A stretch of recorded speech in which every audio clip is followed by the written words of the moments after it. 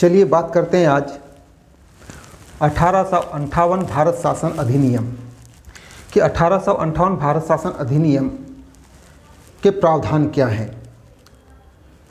तो सन 1600 ईस्वी में जब ईस्ट इंडिया कंपनी भारत आई तो उसका प्रमुख उद्देश्य व्यापार करना था, लेकिन धीरे धीरे उसने भारत में हस्तक्षेप करना चालू कर दिया, यहाँ की राज्य व्यवस्था में हस्तक्षेप करना चालू कर दिया और उसने धीरे धीरे भारत में शासन करना भी आरंभ कर दिया। और इस प्रकार 1857 तक ईस्ट इंडिया कंपनी का भारत में शासन चलता रहा। जब 1857 में जब एक मोड़ आती है, एक घटना घटती है और वो घटना है 1857 की क्रांति। जब 1857 में भारत में क्रांति होती है तो उसके साथ ही एक नया मोड़ आता है और नया मोड़ ये आता है कि 1858 में ब्रिटिश गवर्नमेंट के द्वारा, ब्रिटिश शासन के द्वारा एक 1858 भारत शासन अधिनियम लाया जाता है। भारत शासन अधिनियम के लाते ही या भारत शासन अधिनियम के आते ही ईस्ट इंडिया कंपनी स्वतः ही समाप्त हो जाती है, उसकी अंत्येष्टि हो जाती है और फिर ब्रिटिश शासन आरंभ होता है भारत के अंदर। तो ब्रिटिश शासन आरंभ होता है 1858 के भारत शासन अधिनियम के माध्यम से। अब देखेंगे कि भारत शासन अधिनियम 1858 के प्रमुख प्रावधान क्या क्या हैं, कौन कौन से प्रावधान हैं। तो सबसे पहला प्रावधान है कि ब्रिटिश क्राउन के हाथों शासन की बागडोर जाना। ब्रिटिश क्राउन के हाथों शासन की बागडोर जाना। सन 1858 का भारत शासन अधिनियम जब आता है तो उस अधिनियम के द्वारा ईस्ट इंडिया कंपनी को समाप्त कर दिया जाता है और ईस्ट इंडिया कंपनी की संपूर्ण शासन सत्ता ब्रिटिश शासन के हाथों चले जाती है, ब्रिटिश क्राउन के हाथों चली जाती है और पूरा कामकाज, भारत का पूरा राजकाज और कामकाज जो है वो ब्रिटिश क्राउन के नाम से होता है। दूसरा प्रमुख प्रावधान है भारत सचिव के नए पद का सृजन होना। 1858 के भारत शासन अधिनियम के माध्यम से ईस्ट इंडिया कंपनी के द्वारा जो संचालन समिति चलती थी उस संचालन समिति को समाप्त कर दिया गया और एक नए पद का सृजन किया गया जिसे भारत सचिव के नाम से जाना जाता है। भारत सचिव का एक नए पद का सृजन किया गया जिसकी नियुक्ति ब्रिटिश सम्राट के द्वारा की जाती थी। उसके बाद तीसरा जो प्रावधान है वो है भारत परिषद की व्यवस्था। 1858 के भारत शासन अधिनियम के माध्यम से ही भारत परिषद की व्यवस्था की गई। इस व्यवस्था के अंतर्गत इस बात का प्रावधान रखा गया कि भारत सचिव की सहायता के लिए, उसे परामर्श देने के लिए एक भारत परिषद की व्यवस्था की गई जिसमें 15 सदस्यों को रखा गया। इन 15 सदस्यों में 8 सदस्य ब्रिटिश क्राउन के द्वारा मनोनीत किए जाते थे और शेष जो 7 सदस्य थे वो ईस्ट इंडिया कंपनी के डायरेक्टर के माध्यम से निर्वाचित किए जाते थे। इस प्रकार एक 15 सदस्यीय भारत परिषद की व्यवस्था की गई 1858 भारत शासन अधिनियम के माध्यम से।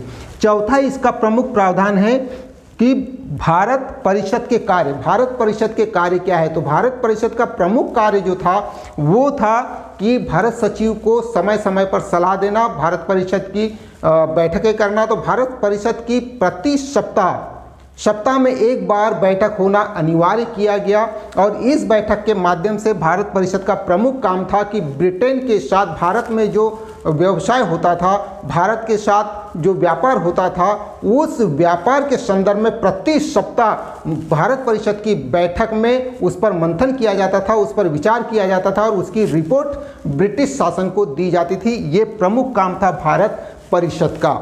फिर बात करते हैं पांचवा प्रावधान भारत सचिव की शक्तियाँ। अब भारत सचिव की शक्तियाँ क्या थी। तो 1858 भारत शासन अधिनियम के माध्यम से भारत सचिव को कुछ शक्तियाँ दी गई। वो शक्तियाँ थी कि यदि तुरंत महत्व का यदि कोई संवाद आ जाए, कोई ऐसा संवाद जो तुरंत महत्व का हो, तो उस पर निर्णय लेने का अधिकार जो है वो भारत सचिव को दिया गया। उस पर वो तुरंत परिषद की सलाह लिए बिना भी वह उस पर निर्णय ले सकता था, लेकिन बाद में उसकी सूचना परिषद को देनी पड़ती थी। ये इसको प्रमुख शक्तियाँ दी गई भारत सचिव को। साथ ही छठवां प्रावधान रखा गया भारतीय शासन में नियुक्तियाँ। भारतीय शासन में नियुक्तियां, तो भारतीय शासन में जो सबसे ऊंचा पद जो था वो था गवर्नर जनरल का। गवर्नर जनरल का जो पद था वो गवर्नर जनरल और प्रेसिडेंटी के जो गवर्नर होते थे उनकी नियुक्ति का अधिकार ब्रिटिश क्राउन के हाथों चला गया। ब्रिटिश क्राउन जो था वह गवर्नर जनरल और गवर्नरों की नियुक्ति करता था, और उसके बाद लेफ्टिनेंट गवर्नर की नियुक्ति जो होती थी वह भारत सचिव के द्वारा की जाती थी। भारत सचिव जो होता ये गवर्नर जनरल और गवर्नरों को, प्रेसिडेंसी के जो गवर्नर होते थे उनकी नियुक्तियां ब्रिटिश सम्राट करता था, और गवर्नर जनरल जो होता था वो लेफ्टिनेंट गवर्नरों की नियुक्ति करता था। इस प्रकार से भारत में नियुक्ति का, भारत शासन में नियुक्तियों का एक प्रावधान रखा गया 1858 भारत शासन अधिनियम के माध्यम से। फिर सातवां देखते हैं, सातवां प्रमुख प्रावधान था ब्रिटिश संसद का नियंत्रण। भारत सचिव पर ब्रिटिश संसद का पूरा नियंत्रण बना होता था, और वो नियंत्रण बनाए रखने का एक ही माध्यम था कि भारत सचिव का एक कर्तव्य था कि प्रति वर्ष भारत का जो भी लेखा जोखा है उस लेखा जोखा को ब्रिटिश संसद के सम्मुख रखना पड़ता था। फिर उस लेखे जोखे पर वहाँ पर वाद होता था, संवाद होता था, चर्चाएं होती थी, और इस प्रकार से उस लेखा प्रस्तुत करने की प्रथा के आधार पर ब्रिटिश संसद द्वारा भारत सचिव पर अपना नियंत्रण बनाए रखा जाता था। फिर इसके बाद देखते हैं कि महारानी की घोषणा 1858 महारानी की घोषणा के साथ ही भारत में ब्रिटिश शासन का आरंभ होता है। 1858 भारत शासन अधिनियम लागू किया गया, और इस अधिनियम के आधार पर ही भारत में ब्रिटिश शासन की स्थापना हुई। लेकिन वो जो ब्रिटिश शासन का आरंभिक चरण है, जो आरंभ होने का चरण है, वो होता है महारानी की घोषणा के साथ। 1858 में महारानी विक्टोरिया ने एक घोषणा की, और उस घोषणा में कुछ प्रावधान रखे। महारानी विक्टोरिया ने घोषणा में प्रावधान ये रखी, उन्होंने ये कहा कि देसी नरेशों का सम्मान किया जाएगा और उनके अधिकारों की रक्षा की जाएगी। दूसरा, उन्होंने दूसरी घोषणा की कि ब्रिटिश नरेशों को गोद लेने का अधिकार दिया जाएगा। तीसरा रखा कि भारत के नरेशों के साथ जो भी संधियां की जाएगी, जो भी करार किए जाएंगे, उन करारों का पूर्णतः पालन भी किया जाएगा।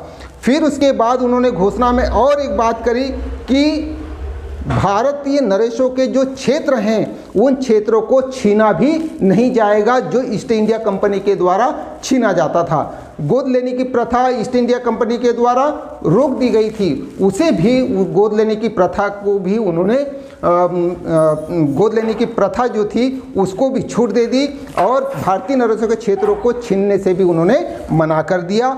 और एक और बात ये रखी कि 1857 की क्रांति के जो भी विद्रोही थे उनके साथ क्षमा का प्रावधान भी रखा गया, और जितने भी बंदी थे उन सभी बंदियों को रिहा करने का भी ऐलान किया महारानी विक्टोरिया ने 1858 में। फिर उन्होंने और एक घोषणा की कि भारत में चाहे किसी भी धर्म का, किसी भी जाति का, किसी भी संप्रदाय का कोई व्यक्ति हो, वह अपनी योग्यता अनुसार सरकारी नौकरियों में उन्हें लिया जाएगा, सरकारी नौकरियों में उनकी योग्यता के अनुसार लिया जाएगा। इस बात की घोषणा भी महारानी विक्टोरिया ने की। साथ ही उन्होंने यह भी आशा व्यक्त की कि उन्होंने कहा, महारानी विक्टोरिया ने, कि भारत में रहने वाले जो लोग हैं उनके धार्मिक विचारों का, उनकी रीति रिवाजों का, उनके परंपराओं का पूरी तरह से सम्मान किया जाएगा, उनके साथ किसी प्रकार का भेदभाव नहीं किया जाएगा। ये थी महारानी विक्टोरिया की 1858 की घोषणा, जिसके माध्यम से भारत में ब्रिटिश शासन की स्थापना होती है। और इस प्रकार 1858 भारत शासन अधिनियम जो है, ये इस तरह से, इस अधिनियम के माध्यम से ही भारत में ब्रिटिश गवर्नमेंट की स्थापना होती है, और ब्रिटिश गवर्नमेंट फिर भारत में राज करना आरंभ करता है, और ईस्ट इंडिया कंपनी का वहीं पर खात्मा हो जाता है। ईस्ट इंडिया कंपनी वहीं पर समाप्त हो जाती है, और ब्रिटिश शासन यहीं पर आरंभ हो जाता है। निश्चित तौर पर अब आप देखेंगे इसमें कि ये जो टॉपिक है 1858 भारत शासन अधिनियम।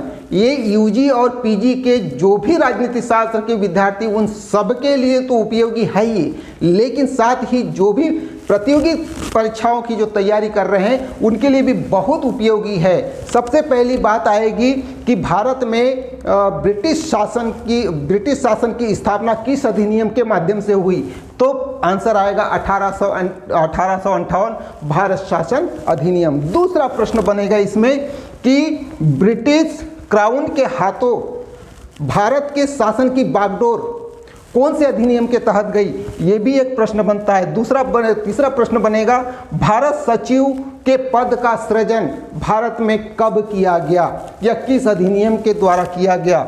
भारत परिषद की व्यवस्था किस अधिनियम के तहत की गई। भारत में लेफ्टिनेंट गवर्नर की नियुक्ति कौन करता था। यह प्रश्न और बनेगा कि भारत में गवर्नर जनरल की नियुक्ति कौन करता था। प्रश्न और बन सकता है ब्रिटिश महारानी की घोषणा कब हुई।